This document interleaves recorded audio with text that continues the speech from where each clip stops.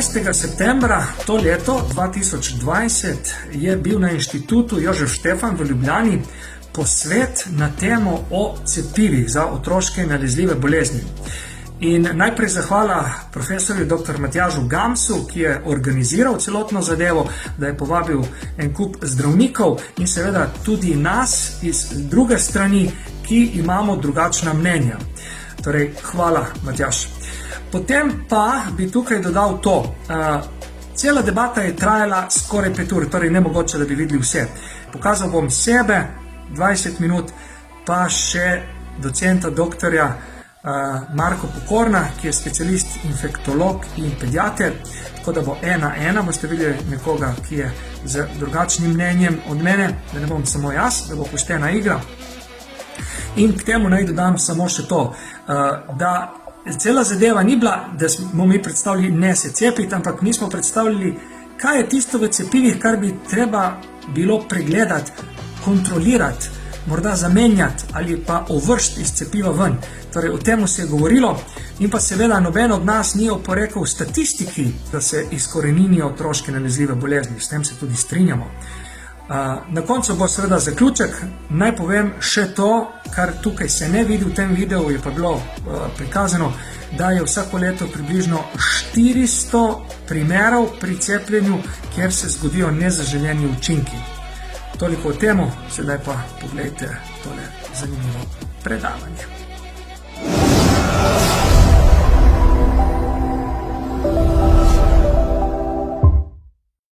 Moje ime je Aljoša Rojac, po izobrazbi, se pravi diploma, je univerzitetni diplomirani inženir elektrotehnike in elektronike, nisem iz medicine.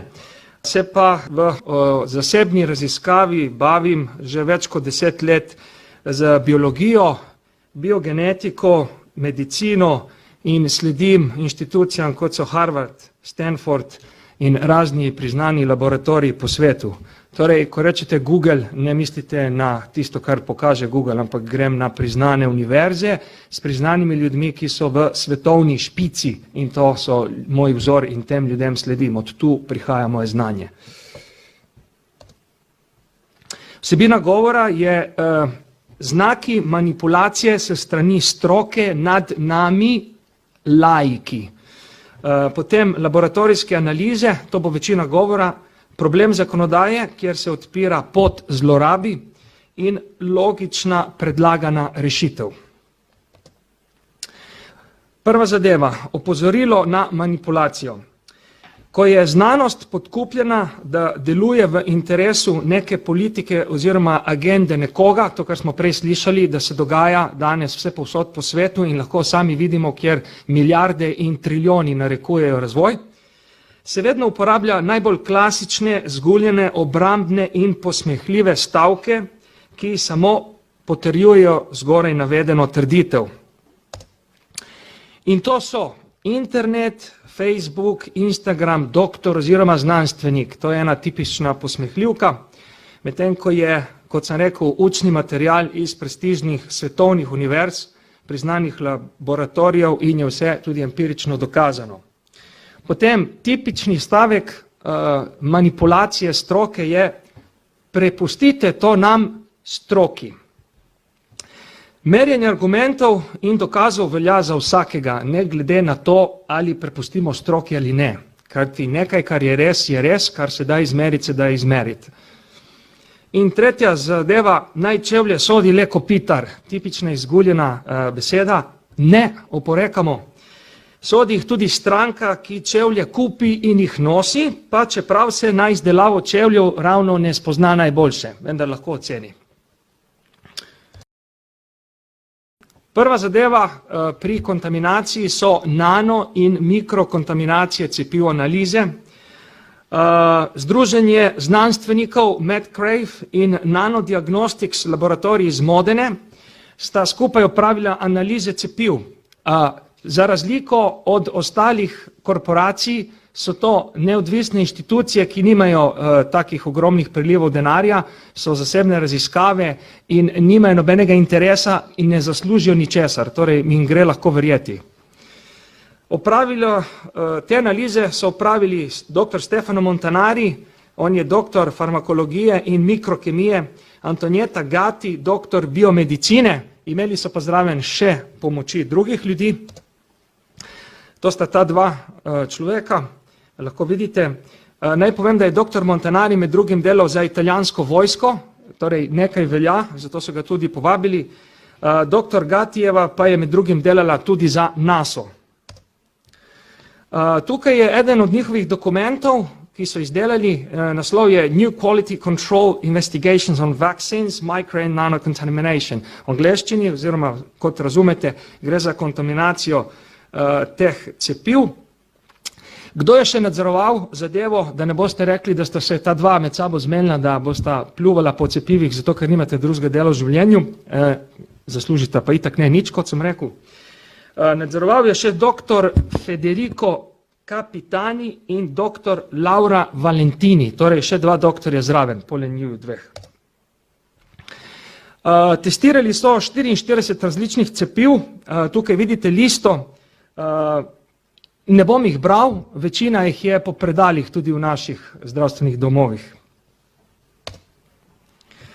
Če pogledamo naslednjo tabelo, vidimo, da je razdeljena tako, da kaže proizvajalca na levi, cepivo, ime cepiva, brand name, kakorkoli. Potem, koliko so zaznali aluminija v cepivih in zadnja desna kolona, katere elemente, kemične elemente, poleg aluminija so še zaznali v teh cepivih. In poglejmo rezultate. Tukaj lahko vidite en primer, da najdejo notri različne zlitnine aluminija, silicija, kroma, svinca, wolframa, oziroma tungsten, bizmut, bari, baker, titan, mangan, živo srebro in še bi lahko našteval. Celo do urana so prišli v enih od cepiv. Ja, prav ste slišali. Kako to izmerijo? Izmerijo z spektrografijo, se pravi X žarki pod elektronskim mikroskopom, ko spustijo fotone X žarkov na elemente, vsak element ima seveda svoje elektrone, ki skačejo in se potem vračajo v svojo orbito, pri tem oddajo svojo valovno dolžino in dobite spektrogram. Lahko vidite tukaj, kako to izgleda. Tukaj so uporabili kristale fiziološke raztopine in aluminijev fosfat, ki odgovarja EDS spektri ali Energy Dispersive X-ray Spectroscopy. Se opravičujem. Tako da vsak element ima svoj podpis in kadar dobite sliko takega tipa, so to podpisi elementov. Torej, to ni fikcija, to je realnost. Takih slik z elektronskim mikroskopom in pripadajočih spektrografij je dokumentiranih na tisoče. Tukaj vidite, na levi strani so slike pod elektronskim mikroskopom, seveda ni v barvah, vemo vsi, valovna dolžina je samo tam do 400, med 400 in 700 nanometrov in ko greste nižje, je konec, vidno svetlobo. Torej, imamo pravka z elektronskim mikroskopom, ki gre na nižjo valovno dolžino. In višja frekvenca, seveda obratno, sorazmerno. Torej, zastrašujoča zadeva. Poglejte, kaj vse se dogaja na tisti rdeči krivulji zraven na grafu. Da ne bo kdo rekel, da so se izmislili, imajo tak dokument vse možne reference, tukaj lahko vidite, so tudi navedene.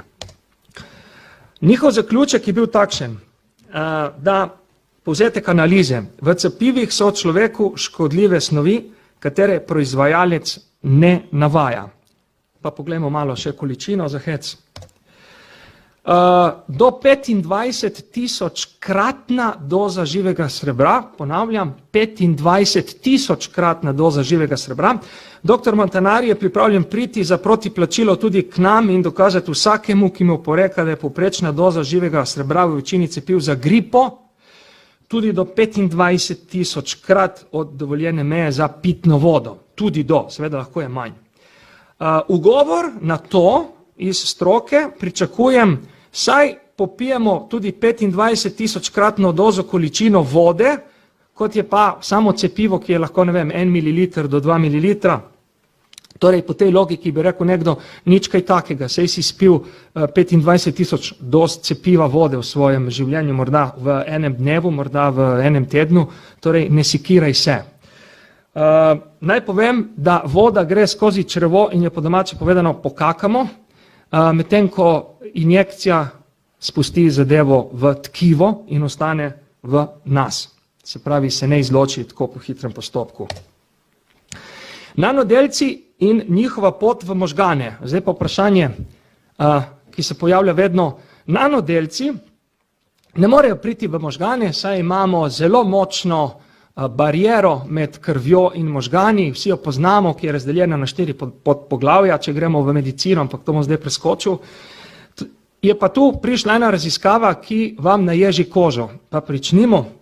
Skupina znanstvenikov na Russian Academy of Sciences, tu imate njihovo oznako, pa še en drugi biološki inštitut, TSU, je dokazala na živalih pot nanodelcev do možganov, kar se marsikomu zdi nemogoče, kot sem rekel, saj so možgani zaščiteni z krvno-možgansko bariero. Že proti malo večji molekuli, jasno, to vemo vsi, a žal imamo pretresljive dokaze, ki to staro teorijo ovržejo. Poglejmo. Pomik nanodelcev gre v olfaktorni živec oziroma vohalni živec, vidite tam gor. Ja, prav ste slišali, tam grejo, tudi z dihanjem gredo tam, če vdihavate onesnažen zrak. Od tam so se pripeljali naprej v hipokampus, imate označenega na sliki, in od tam naprej na dente gyrus, to je še en del živčnega sistema, in od tam naprej v druge možganske strukture. Ta postopek, potovanje teh nanodelcev, ki smo jih prej videli, traja od nekaj ur do 3 dni. Potovalna pot pa so spremljali z magnetno resonanco, MRI, torej dokazljivo izmerjeno. Kaj lahko povzročijo nanodelci, ko so enkrat v možganih? Potencialne bolezni, kot je avtizem, Parkinson, Alzheimer, glioblastoma, niža inteligenčni kvocient, prej smo videli tudi en tak graf. Poglejmo še eno zanimivo zadevo, kaj se je zgodilo v Ameriki. To je porast avtizma, kar vidite, trend avtizma v Ameriki v zadnjih letih je zastrašujoče. Spodaj imate tudi vir, da ne bomo mislili, da sem jaz to narisal doma. Tako da ni tako nedolžna zadeva, kot si nekdo razlaga. Protiargumenti in paradoks. Vse navedene kontaminacije so načeloma znotraj dovoljenih meja. To je kontraargument za tistih, ki bojo govorili za cepljenje. Te meje pa nastavljajo razne inštitucije, kot je MVO, FDA, katere večinoma financira farmacija sama. European Medicines Verification Organization dobi 89% financ od farmacije, to je njihova lastna izjava. Prej smo slišali komentar, da so 2/3, no, to bi bilo 66%, tukaj vidimo, da je skoraj 90%. Torej, to so institucije, ki povejo, koliko je kaj dovoljeno v cepivih, mimo grede. Da pa ni vse tako črno, imamo tu dobro novico, ki je tudi lepa in spodbudna. In sicer, dr. Montanari je v svoji dolgoletni karieri analize cepiv našel tudi cepiva, kjer ni nobene kontaminacije. Torej, če se hoče, se da. No, gre za čista cepiva in srečneži, ki to cepivo lahko uporabljajo, pa so, poglejmo jih. Mačka in prašiček. In logični zaključek bi bil, tudi mi ljudje želimo taka cepiva, kot oni na sliki. Čista cepiva, ja? Če se hoče, se da. Gremo še na bio in kemično kontaminacijo cepiv. To jih je opravil laboratorij Corvelva v Italiji. Tu piše v italijanščini Coordinamento Regionale, ampak ok, spustimo. To je združenje neodvisnih znanstvenikov za kontrolo cepiv in samoodločbo cepljenja, ki se imenuje Corvelva. Oni niso sami, oni so podprti od različnih društev in gibanj in vidite njihove logotipe. Torej, vsa ta društva in gibanja jih podpirajo in noben od teh nima nobene finančne koristi, ker ne prodaja ničesar nobenemu. Corvelva analiza, primer številka 1, cepivo Priorix Tetra za ošpice, rdečke, mumps in norice, so naredili primerjavo MRC5 sekvence genoma z originalnim iz leta 1266. Aha, kaj je zdaj to MRC5, mogoče kdo ne ve. Gre za eno vrsto celic že iz leta 1266, ki jih gojijo zato, da z njimi potem naredijo to, kar jim rabi. Recimo tudi pri cepivih, ena zadeva pri postopku. Sekvenca genoma MRC5 ima tako ogromna odstopanja, to je njihova ugotovitev, da so tle odstopanja velika, od originalnega iz leta 66, da to predstavlja potencialni problem oziroma potencialno okvaro za imunski sistem. Torej, genom je programska koda. Okay? Mi imamo programsko kodo in če vi to spreminjate, dajate drugačne ukaze in če ne veste, kaj delate in spreminjate, lahko pride to do nehote napake, lahko pa si programirate z namensko napako, ampak to gre za programsko kodo in tukaj je veliko odstopanje, moglo bi biti pa seveda originalno. Primer številka 2, cepivo Priorix tetra, ošpice rdečke mumps norice, v njem so našli človeški DNK. Kaj tam to dela, še od drugih ljudi, ne vemo, ugotovitev. V posameznem odmerku cepiva so našli med 1 in 2,7 mikrograma drugega človeškega DNK-ja, kar predstavlja abnormalno visoko količino, posledično lahko sproži škodljivo avtoimuno reakcijo po cepljenju. Primer številka 3. Našli so prepovedano drogo APDB v cepivu Gardasil 9, mislim, da je to human papiloma, če se prav spomnim, HPV.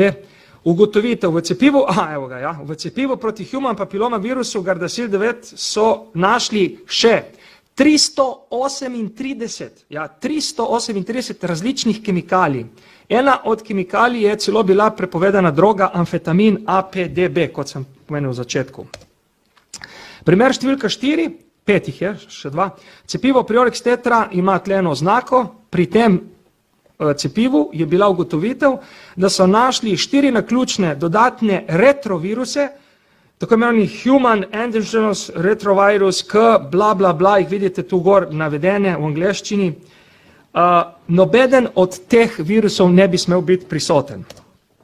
In še zadnji primer od Corvelve analiza, primer cepivo Hexion, ugotovitev od 6 navedenih antigenov, ki bi mogli biti v cepivu, so jih našli samo 3. Torej, to zdaj gre argument na stran tistih, ki so za procepljenje, bom pohitev. Torej, 3 so manjkali, kar bi bilo nelogično, našli so pa zraven še 216 raznih drugih kemikalij in kontaminacij. 216 poleg tega. Analiza gre dalje, strašljivih rezultatov je še cel kup, analize je opravilo več različnih strokovnjakov in znanstvenikov, kdorkoli želi, lahko dobi pri meni dostop do vse njihove strokovne analize, reference in tako naprej, da ne bom mislil, da sem to napisal tle samo od sebe. Povedal bi rad, da obstaja globoko zahrbtna potencialna kontaminacija cepiv za kontrolo zdravja na gumb dobesedno, to je še vedno omeniti, prosim, če me pustite. Obstaja tako imenovano vektorsko programiranje celic, kar večina ljudi morda ne ve, če se s tem ne bavi, kot so TETON, TETOF indukcija, popravljena advanced in 3G indukcija, vidite, druga v vrstici. Potem obstaja androgeni asociirani virusi, AAV platforme, CRISPR-Cas9 in tako dalje. Vse to so danes znani standardni sistemi za prevzem kontrole nad celicami, dobesedno nad daljinsko upravljanje. Danes je možno, če nekdo vam naredi eno tako zadevo na vas, da vi niti ne veste, vam lahko sproži bilo kakšno kodo nadaljavo s tem, da vam predpiše čez 10 let, 20 let uporabo doksiciklina, tetraciklina, enega antibiotika in se ta zadeva v vas sproži, pa ste dobili cepivo pred leti nazaj. Noben ne ve nič, noben ne vidi nič. Tukaj imate en primer takega vektorskega virusa, ki vam to naredi. To je primer, ki verjeti ali ne, zavrti biološki čas vaših celic nazaj. Gre za pomladitev. Šok novica, kaj imaš tu za pomladitev? Samo da povem tukaj par stvari izbrisanih, zato da ne bom razkrival celega copyrighta, pa ne to dela doma, da ne bo kaj narobe. Ta zadeva, ponovim, izvaja pomlajevanje celic. To je zelo trendi zadeva in še da povem to, to je za mene že pase. Jaz moram končati. Vprašanje za občinstvo zadnja. Kaj mislite, katero od navedenih kontaminacij bi si proizvajalec cepiva drznil izvesti, zato da bi se tako hitro na dolgi rok zagotovil stranke, ki bodo vedno iskale njihove druge produkte? Odgovor je vse. Kajti vse kontaminacije, zato ker proizvajalec cepiva ni odgovoren za nič, proizvajalec ni dolžan zagotoviti ničesar, niti pripadajočih dvojnih slepih študij, kar je nuja v farmaciji. Namreč med cepljeno osebo in cepivom je vmes država, ki prevzame odgovornost in vsako leto, kot vemo, država plačuje odškodnine povezane s cepivi.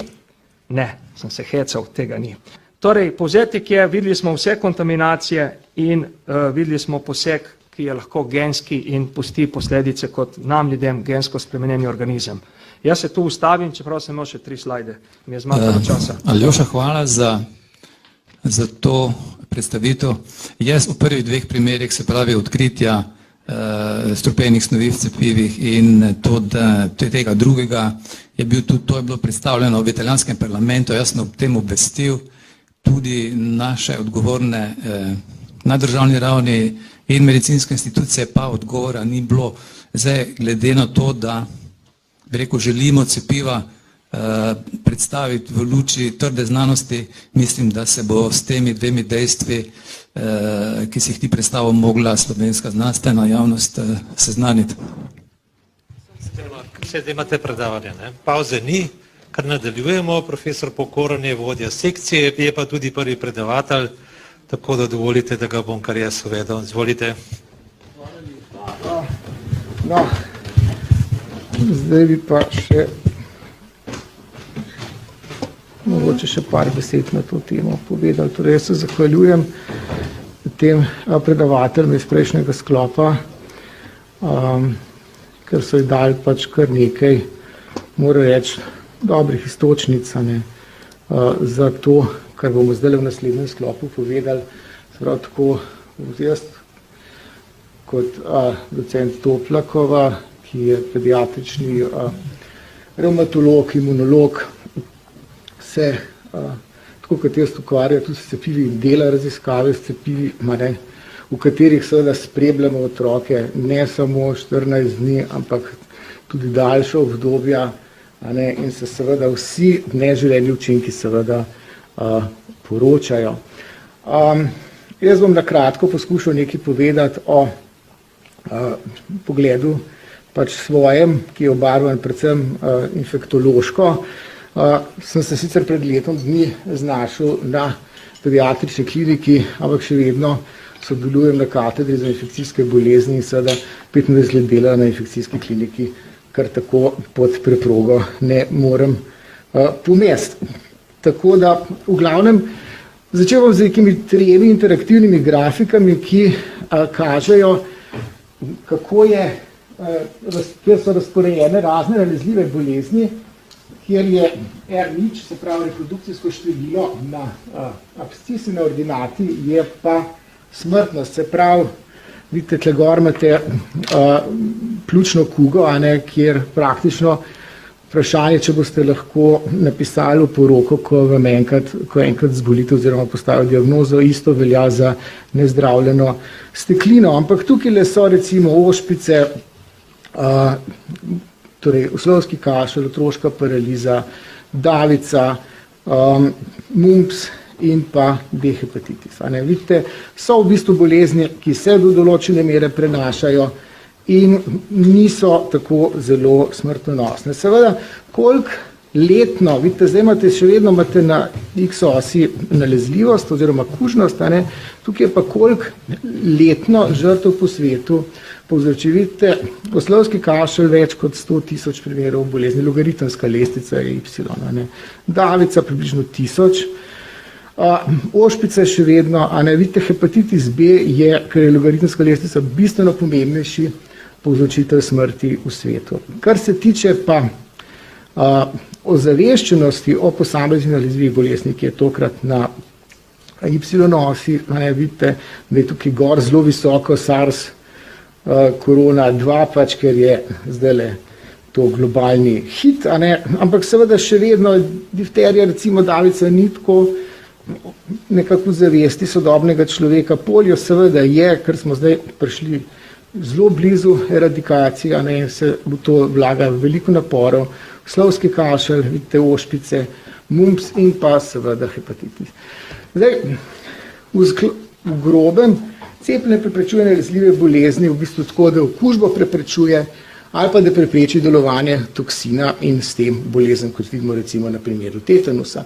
Seveda pri boleznih, ki se človeka na človeka prenašajo, seveda preprečuje na ta način širjenje, in kjer je človek, pri boleznih, kjer je človek edini gostitelj, lahko z zadostno v bistvu precepljenostjo, da ni več dovzetnih oseb, lahko dejansko bolezni skorenimo, kar se je izkazalo na primeru črnih kost. Seveda, čim pa bolezni še vedno krožijo med populacijo ali pa da imate neke potencialne rezervoarje, ki niso človeški, potem pa seveda, če vam pade delež pocepljenih, ki se strinjam, da je lahko od bolezni do bolezni različen, še 15 drugih faktorov bi vam lahko naštel, od odzivnosti epidemiološke službe, sodelovanja z epidemiološko službo, iskanja kontaktov, in kup dejavnikov je, ki vplivajo na to, kje je tista mera, recimo na primeru ošpica, kakšne druge nalezljive bolezni. Tole je en kratek pregled nalezljivih bolezni v Sloveniji, pod katerim cepimo. Vidite, da pri tuberkulozi smo 2005 nehali cepiti, začeli smo cepiti takoj po vojni. Pri davici recimo cepimo že od leta 37. Recimo leta 46, takoj po vojni, je bilo v Sloveniji preko 2000 primerov davice in skoraj 120 ljudi je zaradi davice umrlo. Tako da leta 63 je bila v Sloveniji zadnja smrt zaradi davice, leta 67, se pravi leto dni po mojem rojstvu, pa smo imeli v Sloveniji zadnji primer bolezni. Recimo v državah bivše Sovjetske zveze, kjer je z razpadom države prišlo do upada cepljenosti, so pa seveda imeli primere. In jaz imam sliko otroka z davico, ki mi je kolegica pač iz teh bivših sovjetskih republik poslala. Tetanus, se strinjam, se ne prenaša z človeka na človeka. Verjetno vas bo zanimalo, kako je zbolel zadnji otrok necepljen v Sloveniji, ker to so mi v debatah skozi očitali, sej, ker pa bo poškodba, ko bom stopil pa na zrjavel žebelj, bom pa se razmislil, da bi šel cepiti vse oziroma svojega otroka. Ni bilo nič takega, veliko bolj banalen razlog je bil. Oslovski kašelj v Sloveniji seveda prisoten. Leta 2003 smo prešli na acelularno cepivo, ki ima manj neželenih učinkov, je pa seveda tudi manj učinkovito in dejansko kljub cepljenju se bolezen še vedno pojavlja. Polio dejansko v Sloveniji ga ni, tako kot v celi Evropi. HIV, bom nekaj povedal na kasneje, osebne izkušnje s to bakterijo. Ošpice seveda vse občasno uvozijo vsako leto, mumpsa rdečk praktično ne vidimo, B hepatitis je v Sloveniji redka bolezen. Seveda problem je, če vam pride med recimo populacijo odvisnikov, kjer je izmenjava teh, pač glede na način prenosa, je seveda, in to so tudi neke strategije, ki določene države uporabljajo, da cepijo samo rizično populacijo, ampak dejansko se je izkazalo, da je univerzalno cepljenje v bistvu edini res učinkovit način. HPV seveda cepimo od leta 2009, ostala cepiva, tudi pnevmokok, cepimo zdaj zadnja 4 leta oziroma 5 let, in tudi od lani je cepljenje proti klopnemu meningoencefalitisu na voljo tudi za otroke in odrasle v programu cepljenja. Zdaj, govorili so že moji predhodniki o neželenih učinkih cepljenja in seveda očitali tudi, da se opazuje cepljene osebe v različnih raziskavah zelo kratek čas. Že v 30 letih prejšnjega stoletja, ko so na Švedskem začeli cepiti proti tuberkulozi z Calmette-Guérinovim bacilom novorojenčke, so videli, da se je dejansko tisti dojenčki, ki so bili cepljeni, 3-krat nižja smrtnost zaradi v bistvu netuberkuloznih okužb so ugotavljali. In dejansko tudi 3 raziskave so bile narejene v zadnjih 15 letih, kjer so ravno z cepljenjem v bistvu novorojenčkov opažali, da pri teh otrocih, ki so bili cepljeni po rojstvu, predvsem v prvem mesecu, je bistveno manj bilo neonatalne sepse, ki je seveda, by the way, danes se praznuje svetovni dan sepse, za katero vsake 3 sekunde umre nekdo na svetu. V glavnem, pri cepljenih otrocih je 40% manj torej SEPS. Danci so naredili eno fenomenalno študijo, kjer so kohorto oseb v Kopenhagnu, rojenih med letoma 65 in 76, v obdobju, kjer se je že zaključevalo cepljenje proti tuberkulozi in cepljenje proti črnim kozam, spremljali do leta 2010. In iz registrov prebivalstva ugotavljali, kaj se je s tistimi, ki so bili cepljeni proti tuberkulozi, črnim kozam in tistimi, ki niso bili cepljeni, dogajalo do leta 2010. Ne morete reči, da ni veliko opazovanja. Kaj so bili presenetljivi zaključki? Da je umrljivost oseb zaradi raznih infekcijskih in neinfekcijskih bolezni manjša za 50 do 60% pri osebah, ki so bile cepljene proti tuberkulozi in črnih kozah. Ni bilo pa razlik pri stopnji samomorov in smrti zaradi zunanjih vzrokov, kot so recimo nesreče in drugi neželeni dogodki. Tudi v eni subpopulaciji so ugotovili, da predvsem na področju limfomov je bilo za skoraj 60% manj zbolevanja pri obolelih, recimo pri levkemiji ni bilo pa nobenih razlik. In zdaj za gospoda Rojca, študija, ki je bila narejena pa na Harvardu, Michael Mina je v bistvu svojo skupino objavil v Science, bo profesor Gams potrdil, da je to visoko kvalitetna revija. Ko so gledali dejansko statistiko, kaj se je dogajalo z umrljivostjo populacije, ki je sledila epidemija ošpic, so videli, da je povečana umrljivost zaradi infekcijskih bolezni v vseh populacijah, ki je trajala 2 do 3 leta, preden je v bistvu ta učinek izzvenel. In dejansko s cepljenjem proti ošpicam, z uvedbo cepljenja, se je ta povečana umrljivost po ošpicah oziroma po epidemiji ošpic preprečila. Kar so seveda potem v praksi lahko preučili, Nizozemci objavili rezultate pred 2 letoma, spet v dnevni reviji, ker so imeli izbruh ošpic v evangeličanski radikalni skupnosti na Nizozemskem, imeli ošpic izbruh in so seveda gledali imunološke parametre pri otrocih, ki so preboleli ošpice in seveda jih primerjali z kontrolami, ki ošpic niso prebolele. Ugotovili so, da je okužba z virusom ošpic praktično zbrisala njihovo do takrat pridobljeno imunost. Virus ošpic seveda okuži tako spominske T kot spominske B limfocite in seveda povzroči upad tako protiteles kot tudi proliferativne odzive na različne antigene že pridobljene imunosti pred tem. In tudi, ko so Britanci na podobno kohorto aplicirali raziskavo, kjer so gledali v obdobju po epidemiji ošpic otroke in jih preverjali seveda spet z otroci, ki niso preboleli ošpic, videli, da je predvsem v prvih mesecih, ampak do 5 let je trajala povečano tveganje za pojav okužb neošpičnih drugih in povečano tveganje za predpisovanje antibiotikov in za to, da so bili otroci v bolnišnici.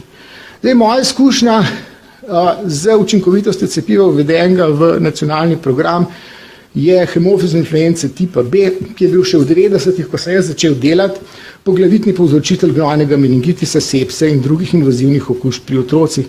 In dejansko v okviru ene nacionalne epidemiološke študije, ki jo je vodil profesor Čižman za obdobje 93 do 95, je bilo v Sloveniji več kot 50 primerov okužb, pri otrocih 2 otroka, stara 37 mesecev, sta umrla. Jaz sem v okviru magisterija potem te otroke, tudi ki so preživeli meningitis, spremljal in smo ugotovili v kar visokem deležu predvsem okvare sluha. Od leta 2000, ko je bilo uvedeno cepljenje, pri otroku nismo več 2 let kasneje več dokazali nobene okužbe z hemofilus influence tipa B. In dejansko smo lahko spremenili pristop k otroku z pljučnico, dejansko izkustveno zdravljenje otroka s pljučnico danes ne vključuje več terapije, ki bi pokrivala tudi hemofilus influence tipa B. Seveda razen, če otrok ni cepljen. In tukaj pridemo do mojih izkušenj z nasprotniki cepljenja. Jaz še kot mlad doktor na infekcijski kliniki sem se zapletel v korespondenco v Sobotni prilogi Dela, malo smo si dopisovali, predstavljali mnenja, potem smo tudi organizirali na medicinski fakulteti v Ljubljani eno debato, kjer smo nekako predstavili vse svoje poglede. Seveda udeleževal sem se tudi na raznih debat na radiju in televiziji. Sodeloval sem neprostovoljno na enem plakatu, ko so demonstrirali pred parlamentom. In seveda deležen sem kar pogosto številnih bolj ali manj prijaznih sporočil po e-pošti, na katere seveda ne odgovarjam. Od tega, da se me zapre in ključ vrže stran in podobno. Ampak ok. Še vedno pa seveda delam klinično in sem se tudi v svoji praksi neštetokrat srečeval z bolnimi necepljenimi otroci, bodisi ki so prišli zaradi vročinskega stanja in je seveda dejstvo, da otrok ni bil cepljen, vplivalo na način obravnave, ker je spekter možnih povzročiteljev pač širši, do tega, da je otrok bil poškodovan in da seveda, ker ni bil cepljen, je potreboval zaščito proti tetanusu. Seveda, moram reči, da nerad pa sem sodeloval v komisiji za opustitev cepljenja pri Ministrstvu za zdravje. Kakšen je odnos do cepljenja v Sloveniji? Tole bom zdaj malo pospešil, ker vidim, da je že.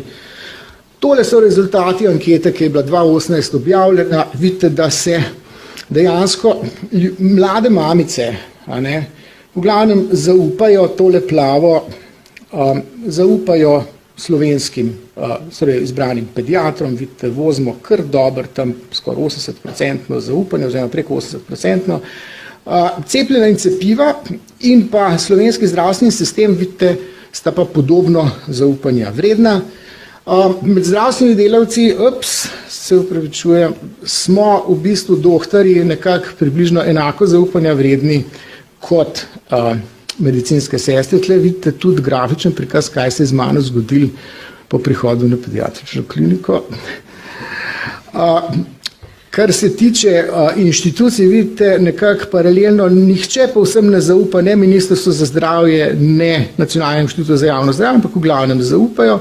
Medtem ko tale srednji grafikon so pa mediji, vidite, da dejansko nihče povsem ne zaupa nikomur, ampak nekako spletne strani največ zaupanja vzbujajo, medtem ko najbolj indiferentni so pa ljudje do televizije in radija. Zdaj pa čist kratek, samo osvrt na to, kakšna je precepljenost in se obvezno in neobvezno cepljenja. Omenili ste že, kaj cepimo. Torej, tole je davica, tetanus, acellularni pertusis, se pravi, to je 5-valentno cepivo, ki je obvezno. Vidite, številke za 2018 nekje 93%. Na Švedskem, kjer je cepljenje neobvezno, so številke še višje. Na Švedskem, ko greste na pločnik, da bo šel čez cesto, prvi avto ustavi. In na Švedskem, če oblast reče, dajte upoštevati social distancing, se ga držijo. Sicer pač, ampak veliko ljudi živi samo v enoosebnih gospodinstvih. Tako da vse, kar je dobro za Švedsko, ni dobro za nas. Ampak tole so pa pnevmokoki, ki so neobvezni. Poglejte, prvo leto po uvedbi smo prišli na 50%. Drugo leto še vedno nismo do 50% precepljenih otrok prišli. To so pa neobvezna, to je pa realnost neobveznega cepljenja v Sloveniji. Če bomo šli mi z tetanusom, s poliom, z ošpicami, ne bomo prišli na 83 ošpice vaših, ampak prišli bomo na 50%, 60% in bomo seveda zreli za epidemijo. HPV, drugo neobvezno cepivo, vidite, številke še bistveno slabše, kar se tiče deleža precepljenih, razen, treba pohvaliti, ravno na Koroškem. Korošci so naša nada in up. Zdaj bom zaključil, tole je ena taka graf, kako družbena usoda učinkovitega cepiva, vidite, imate na začetku bolezen, začnete cepiti, seveda več delež precepljenosti vam gre bolezen dol, seveda percepcija in število neželenih učinkov vam gre počasi gor in seveda, ko v enem določenem trenutku je percepcija bolezni praktično enaka percepciji neželenih učinkov, pride do izgube zaupanja in imate potem pade precepljenost, imate izbruh bolezni. In seveda včasih, torej enkrat smo v karieri že to lahko naredili, da smo eradicirali bolezen in nehali cepiti. No, zdaj pa nekaj samo kratek ozir, COVID-19, dejstva. Se strinjate, večina okužb poteka brez bolezenskih znakov. Večina zbolelih, ki kljub temu zbolijo, ima blago obliko, prehladni znaki, prebavne težave, podobno gripi, le redki, dajmo si naliti čistega vina, imajo težak potek, lahko umrejo. Se strinjate, Večina okuženih ne zboli ali zboli v blagi obliki, je zato bolezen težko omejiti in se sprašujemo, so te ukrepi sploh potrebni. Ampak ker se okuži velik del populacije, lahko grozi preobremenjenje zdravstva. Se strinjate s vsem tem, kar sem povedal o COVID-u? Vse, ne? Ok. Zdaj bom zamenil pa naslov. Tronska paraliza. Večina okužb poteka brez bolezenskih znakov. Efekt. Večina zbolelih ima blago obliko, povsem isto, samo naslov sem zamenil, velja za otroško paralizo. Le redki imajo težak potek. 1% do 5% jih zboli, 0,1 do 0,5% ima pa paralitičen polio. In zato še danes delamo Global Polio Initiative. Ampak seveda, ena razlika je, v glavnem zbolevajo za poliom in imajo posledice doživljenjske otroci. Tle imamo pa drug problem, nam pa zbolevajo starostniki. In tle je razlika. Tako da jaz bom s tem zaključil. Človeštvo že od nekdaj in bojo še naprej spremljali nalezljive bolezni. Cepljenje mislim, da učinkovito preprečuje številne med njimi, kar smo videli, da sem jaz tudi sam izkusil.